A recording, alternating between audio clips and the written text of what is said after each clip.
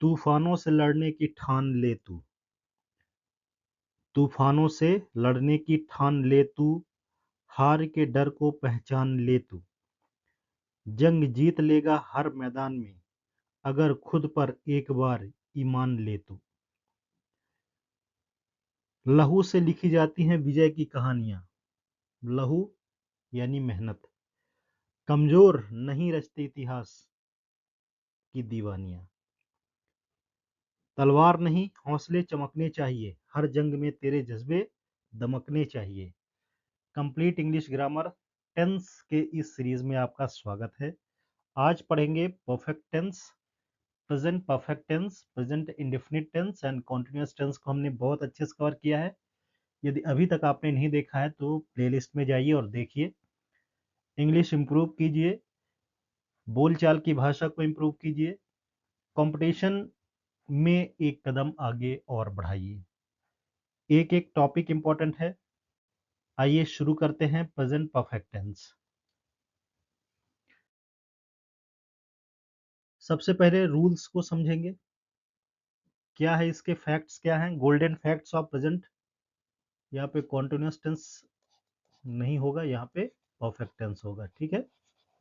Perfect tense, golden facts of present perfect tense, ठीक है। यहाँ पे कॉन्टिन्यूअस टेंस नहीं होगा, प्रेजेंट परफेक्ट टेंस हो जाएगा, क्योंकि हम लोग पढ़ रहे हैं प्रेजेंट परफेक्ट टेंस, ठीक है। प्रेजेंट परफेक्ट टेंस ऐसे कामों के लिए यूज होता है जो अभी हाल ही में पूरा हुए हैं और जिनका असर अभी तक बाकी है। जैसे I have finished my homework, यानी कि मैंने अपना होमवर्क कंप्लीट कर लिया है।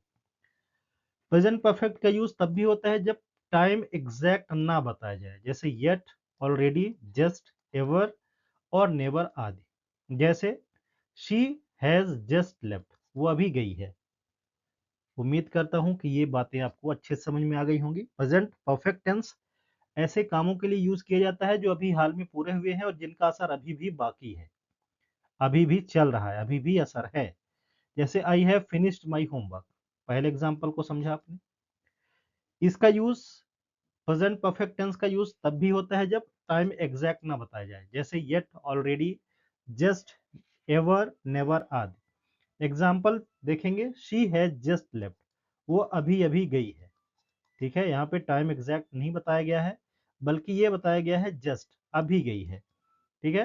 प्रेजेंट परफेक्ट टेंस का ये कुछ फैक्ट्स हैं। बढ़ते हैं आगे। प्रेजेंट परफेक्ट टेंस में सिंस और फॉर के साथ इनका यूज कर सकते हैं, जिसमें स्टार्टिंग टाइम या ड्यूरेशन बताने के लिए हम देख सकते हैं। जैसे he has lived here since 2010, यानी कि वह यहाँ पे कब से रह रहा है, 2010 से रह रहा है, ठीक है। शी हैज लिव्ड हियर यानी कि ही वहां पे रहा है, कितने साल से रहा है, 2010 से, ठीक है। इसमें हमेशा हैज, हैव और वर्ब का पास्ट टेंस का, पास्ट पार्टिसिपल टेंस का प्रयोग करते हैं, यूज करते हैं, ठीक है। जैसे हैज हो गया और हैव हो गया। तो इसमें हम समझेंगे कि कुछ सिग्नल वर्ड्स भी हैं जो टाइम एक्सप्रेशन को दर्शाते हैं, जैसे बताते हैं कि ये टेंस, ये सेंटेंस प्रेजेंट परफेक्ट टेंस में है। तो वो सिग्नल वर्ड्स क्या हो जाएंगे, जस्ट हो जाएगा, already, yet, never, ever, recently, lately, since, for, so far, till now या टुडे। ये सिग्नल वर्ड्स हैं, ठीक है। अब हमने समझा कि हैज और हैव का यूज तो करना है, बट ये भी समझना होगा कि हैव्स का यूज हमें कैसे सब्जेक्ट के साथ करना है, क्योंकि हेल्पिंग वर्ब इस टेंस में हैज और हैव होंगे, ठीक है। ये हैज और हैव क्या हो जाएंगे, इसमें हेल्पिंग वर्ब या ऑक्सिलरी वर्ब हो जाएंगे, ठीक है। तो कहां पे हो जाएंगे ये वर्ब्स, जब सब्जेक्ट सिंगुलर नंबर हो, सिंगुलर नाउन हो, जैसे ही, सी, इट या name. He, she, it singular noun, और हैव का यूज करना है आई, वी, यू, दे और प्लूरल नाउन के साथ, ठीक है। तो आइए समझेंगे, सिंस और फॉर के साथ इसका यूज कर सकते हैं, स्टार्टिंग टाइम या ड्यूरेशन के लिए बता सकते हैं, ठीक है। स्टार्टिंग टाइम क्या होता है भाई, स्टार्टिंग टाइम में सिंस का यूज और ड्यूरेशन के लिए फॉर का यूज करते हैं। जैसे he has lived here since 2010, यानी कि वह यहाँ पे कब से रहा है, 2010 से रहा है। इसमें हमेशा हैज या हैव वर्ब का थर्ड फॉर्म यानी पास्ट पार्टिसिपल का यूज होता है, कुछ सिग्नल वर्ड हमें ये बताते हैं कि प्रेजेंट परफेक्ट टेंस का ये सेंटेंस है, जैसे just, already, yet, ever, never, recently, latterly, since, for, या टिल नाउ, टुडे। दो हेल्पिंग वर्ब इनमें यूज होते हैं, हैज, ही हैज लेफ्ट, ठीक है, और हैव, आई हैव लेफ्ट, ठीक है, आई, वी, यू, दे प्लूरल के साथ, हैव सिंगुलर के साथ, ही, सी, इट, और सिंगुलर नाउन के साथ हैज। चलिए और अच्छे से समझेंगे अफर्मेटिव सेंटेंसेस से, कुछ एग्जांपल्स देखेंगे तो और अच्छे से समझ में आ जाएगा। देखिएगा, अफर्मेटिव सेंटेंसेस यानी पॉजिटिव सेंटेंसेस, हमने पढ़ा है कि कोई भी सेंटेंस जिसमें नेगेशन, इंटेरोगेशन, एक्सक्लेमेशन ये सब ना हो उसे अफर्मेटिव सेंटेंस या पॉजिटिव सेंटेंस कहते हैं। अब ये समझेंगे कि इसके स्ट्रक्चर क्या है। सब्जेक्ट, ठीक है, सेंटेंस बनाने के कुछ रूल्स होते हैं, स्ट्रक्चर होते हैं, वो कैसे हम यूज करेंगे। कोई सेंटेंस बताना है, जैसे मैं खाना खा चुका हूं, ठीक है। अब इसमें समझेंगे सब्जेक्ट क्या है, हैज, हैव, वर्ब का थर्ड फॉर्म और ऑब्जेक्ट। सब्जेक्ट, फिर इसके बाद हैज या हैव। हैज किसके साथ, सिंगुलर नाउन के साथ, जैसे ही, सी, इट, ही, सी और इट, नेम, किसी भी नेम सिंगुलर नेम के लिए। हैव, आई, वी, यू, दे, और प्लूरल नेम के लिए, प्लूरल नाउन के लिए। वर्ब का थर्ड फॉर्म और ऑब्जेक्ट। एग्जांपल से समझेंगे, मैंने खाना खा लिया है या मैं खाना खा चुका हूं, आई हैव ईटन फूड, ठीक है, आई हैव ईटन फूड।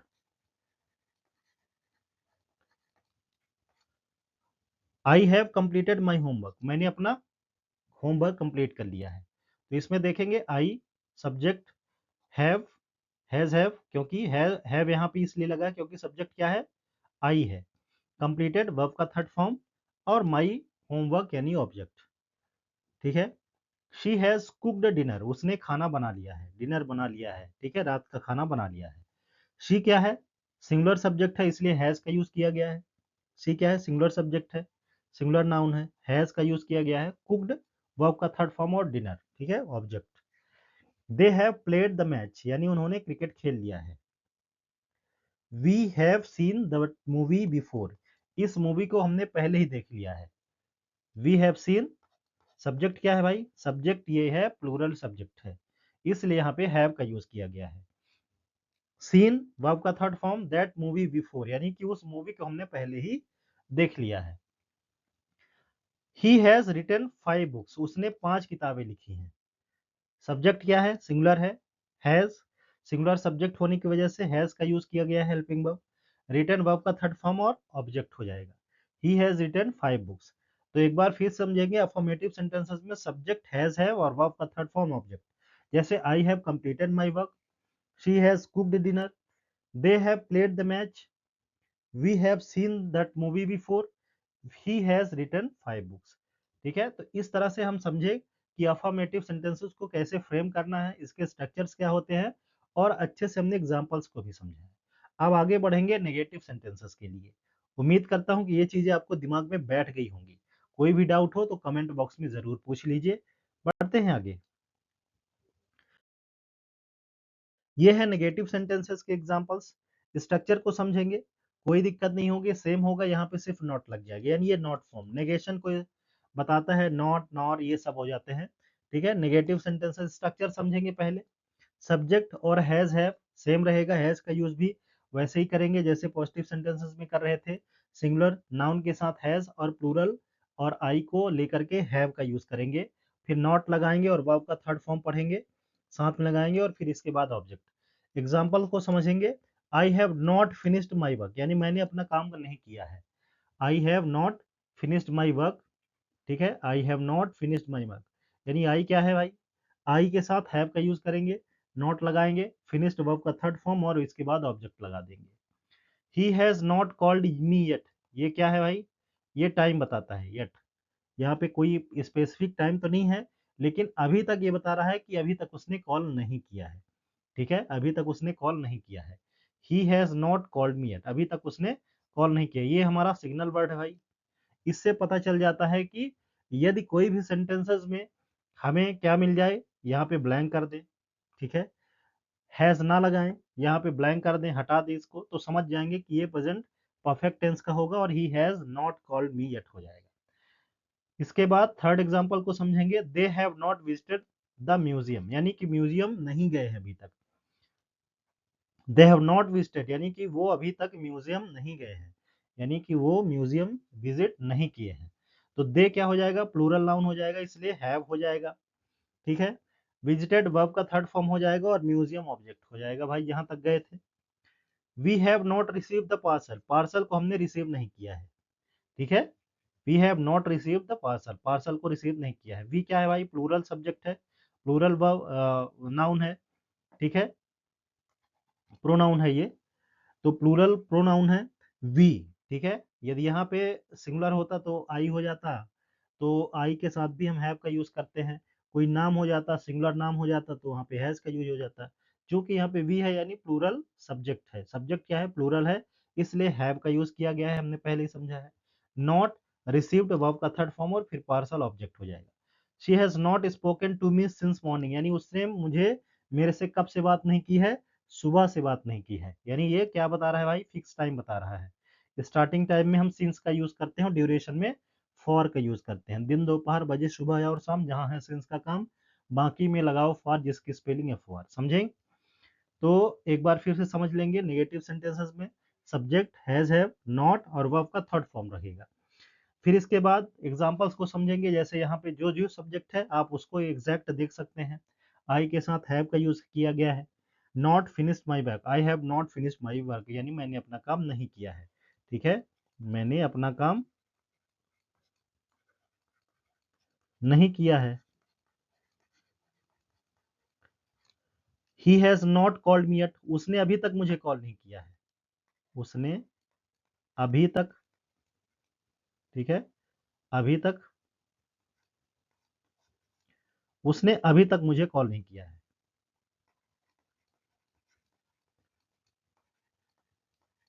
ठीक है,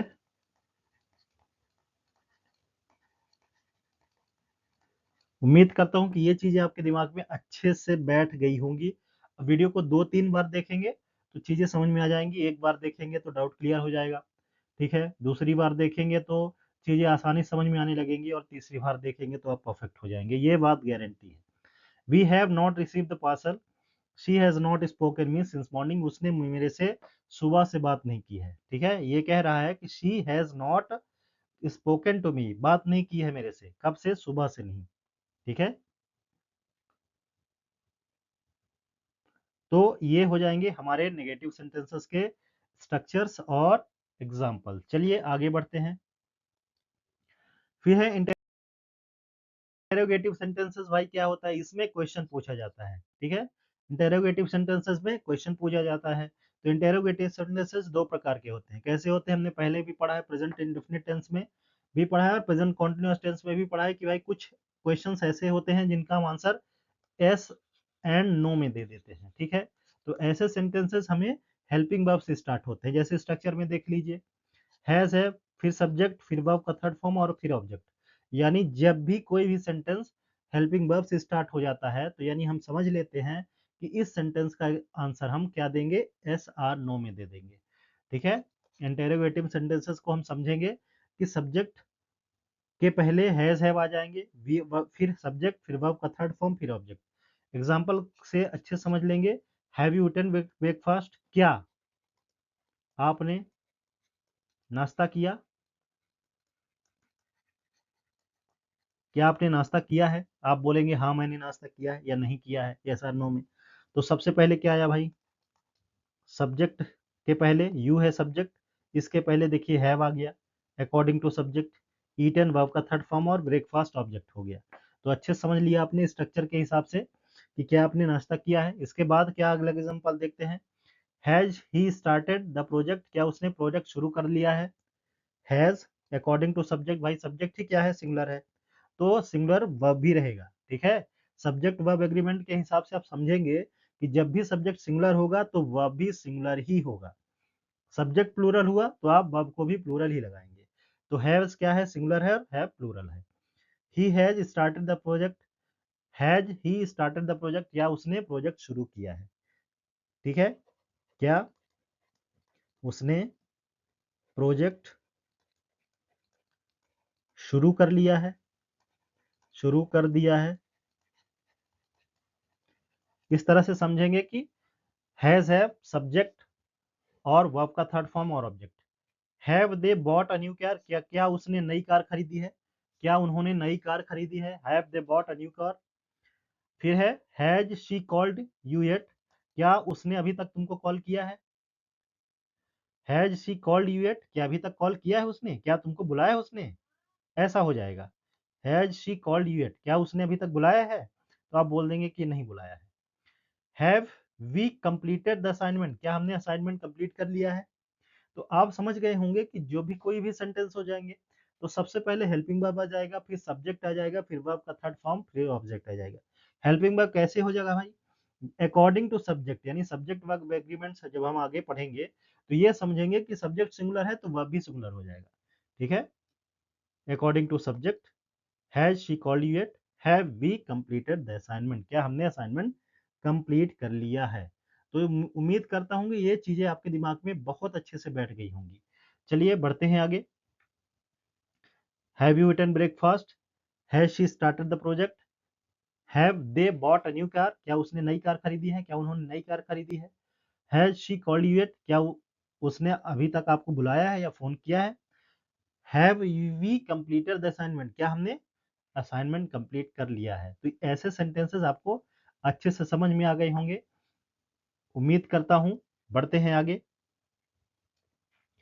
फिर है WH क्वेश्चन सेंटेंसेस। ठीक है, WH क्वेश्चन सेंटेंसेस वो सेंटेंसेस होते हैं, ये इंटेरोगेटिव सेंटेंस का एक पार्ट होता है जिसमें आप कोई भी क्वेश्चन का आंसर यस और नो में नहीं दे सकते हैं। क्यों, क्योंकि इसमें WH क्वेश्चन सबसे पहले आ जाता है। चलिए देख लेते हैं, स्ट्रक्चर को समझ लेते हैं। पहले WH क्वेश्चन क्या होते हैं भाई, what, where, when, whom, which, ये सब WH वर्ड होते हैं। इसके बाद क्या हो जाएगा, helping verb according to subject, फिर सब्जेक्ट, फिर वर्ब का थर्ड फॉर्म और फिर ऑब्जेक्ट। एग्जाम्पल से अच्छे समझेंगे। What have you written in the notebook, क्या तुमने नोटबुक में क्या लिखा है। तो आप क्या इसका आंसर दे पाएंगे, हाँ मैंने लिखा है। क्या लिखा है, क्वेश्चन यही तो पूछा, क्या लिखा है, क्या आपने लिख लिया है, क्या लिखा है। What have you written in the notebook, आपने नोटबुक में क्या लिखा है, पूछ रहा है क्या, what have you written in the notebook. समझेंगे, what WH word, have according to subject, you है सब्जेक्ट इसलिए हैव लगा, फिर इसके बाद सब्जेक्ट, फिर रिटर्न वर्ब का third form, in the notebook object बन जाएगा नोटबुक। उम्मीद करता हूं कि अच्छे समझ में आ रही होंगी चीजें। वेयर हैज ही गॉन, वह कहाँ गया है। ठीक है, वेयर हैज ही गॉन, वह कहाँ गया है। Why have they left early, वो इतना जल्दी क्यों चले गए। Why have they left early, वो इतना जल्दी क्यों चले गए हैं। ठीक है, why have they left early, यानी वह जल्दी क्यों चले गए हैं। How many books have you read, यानी कि ये रीड है, इसके थर्ड फॉर्म को रेड पढ़ेंगे, READ। ठीक है, स्पेलिंग सेम होती है। तो how many books have you read, आपने कितनी किताबें पढ़ी हैं। When has she visited this place, उसने इस प्लेस को कब विजिट किया है, कब विजिट किया है। चीजें क्लियर है, एक बार फिर से देखेंगे, एग्जांपल समझेंगे। स्ट्रक्चर को आप अच्छे से देख लीजिए। WH word, has, have, subject और वर्ब का थर्ड फॉर्म ऑब्जेक्ट। ये सिर्फ एग्जाम के पॉइंट ऑफ व्यू से नहीं बल्कि आपके कॉलोकियल लैंग्वेज के भी हिसाब से बहुत बहुत ही ज्यादा इफेक्टिव लेक्चर है। What have you written in the notebook, आपने नोटबुक में क्या लिखा है। वेयर हैज शी गॉन, वह कहाँ गई है। Why have they left early, वह कहाँ इतना जल्दी क्यों गए हैं। ठीक है, how many books have you read, आपने कितनी किताबें पढ़ी है या पढ़ लिया है। When has she visited this place, यानी कि उसने इस प्लेस को, इस स्थान पर कब विजिट किया है। ठीक है, when has she visited this place. समझेंगे, व्हेन WH क्वेश्चन वर्ड, फिर हेल्पिंग वर्ब, फिर सब्जेक्ट, फिर वर्ब का थर्ड फॉर्म और फिर ऑब्जेक्ट हो जाएगा। उम्मीद करता हूं कि अच्छे से बैठ गई होंगी चीजें दिमाग में। आगे बढ़ते हैं। अब ऐसे कुछ सेंटेंसेस होते हैं जहां पे हम लोग ये समझेंगे कि ये जो WH क्वेश्चन वर्ड है ये खुद ही सब्जेक्ट का काम करते हैं। ठीक है, ये WH वर्ड क्या होते हैं, खुद ही सब्जेक्ट का काम करते हैं। ठीक है, इसलिए इसमें अब डायरेक्टली वर्ब आ जाएगा। क्या आ जाएगा, वर्ब आ जाएगा। जैसे लिखा है भाई who has open the door, तो क्या हो जाएगा, WH word, has have verb का थर्ड फॉर्म। यहाँ पे देखिए, यहाँ पे सब्जेक्ट नहीं होगा, ठीक है, सब्जेक्ट नहीं होगा, क्योंकि जो WH क्वेश्चन वर्ड है ये खुद ही सब्जेक्ट का काम कर रहा है, ठीक है। जैसे who has open the door, अब यहाँ पे भाई कौन है, कौन दरवाजा खोला है, किसने दरवाजा खोला है, तो यहाँ पे कोई सब्जेक्ट स्पेसिफिक नहीं दिख रहा, कोई इंसान नहीं दिख रहा है, तो यहाँ पे हु ही क्या हो जाएगा, WH वर्ड है, तो यहाँ पे हु ही एक सब्जेक्ट का काम कर रहा है, तो who has open the door. WH question जब सब्जेक्ट का काम करे, ठीक है, ये आपको कोई भी नहीं बताएगा, लेकिन आप समझें इस बात को। What has cause this problem, ठीक है, ये क्यों हुआ, what has cause this problem, यानी वजह क्या है इसकी, इस समस्या का जड़ क्या है, कारण क्या है, ठीक है। Which student has top the exam, यानी कि किस विद्यार्थी ने, किस स्टूडेंट ने एग्जाम में टॉप किया है, यहाँ पे किस स्टूडेंट की बात हो रही है, ठीक है, यहाँ पे कोई पर्टिकुलर कोई स्पेसिफिक स्टूडेंट की जिक्र नहीं हुई है, बात नहीं हुई है। Who has broking the glass, यानी कि शीशा कौन तोड़ा है भाई। What has change in your life, यानी कि आपके लाइफ में बदलाव कहाँ से आया है, किस वजह से आपकी जिंदगी में बदलाव आया है। तो इस तरह से ये एग्जाम्पल से हम समझ रहे हैं कि ये जो सेंटेंसेस हैं इनमें सब्जेक्ट तो नहीं है, तो WH क्वेश्चन वर्ड ही सब्जेक्ट का काम कर रहे हैं, ठीक है। हु हैज यहाँ पे कैसे होगा भाई, इसको समझेंगे कि WH क्वेश्चन वर्ड आ जाएगा, फिर वर्ब आ जाएगा, हेल्पिंग वर्ब, हैज हैव, फिर वर्ब का थर्ड फॉर्म, फिर object.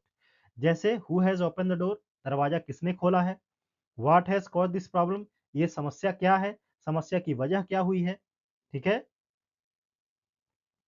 Which student has top the exam, exam में टॉप किस विद्यार्थी ने किया है, किस स्टूडेंट ने किया है। Who has broken the glass, glass शीशा किसने तोड़ा है। What has change in your life, किस वजह से आपके जिंदगी में परिवर्तन आया है। तो मैं ये समझ पा रहा हूं कि आप इस टॉपिक को, WH क्वेश्चन एज सब्जेक्ट को बहुत बेहतरीन से अच्छे बेहतरीन तरीके से समझ गए होंगे। चलिए आगे और देख लेते हैं।